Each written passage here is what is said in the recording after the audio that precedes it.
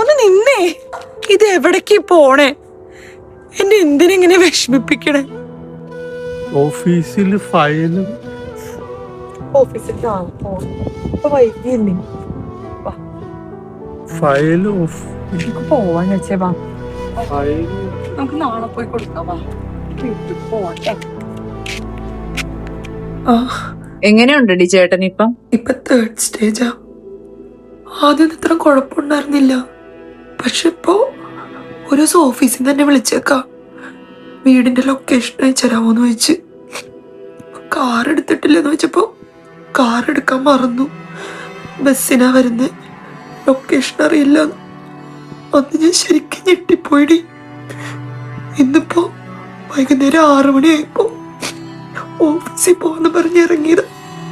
Neighbour വിളിച്ചു പറഞ്ഞപ്പോഴാണ് ഞാൻ അറിഞ്ഞ്. ചെന്ന് നോക്കിക്കഴിഞ്ഞപ്പോ പകുതി ഡ്രസ്സിലുണ്ടായിരുന്നുള്ളൂ. എനിക്കതൊന്നും കണ്ടു നിൽക്കാൻ പറ്റണില്ലടി.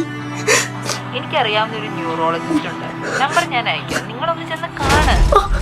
എടി ഞാൻ പിന്നെ വിളിക്കാട്ടോ.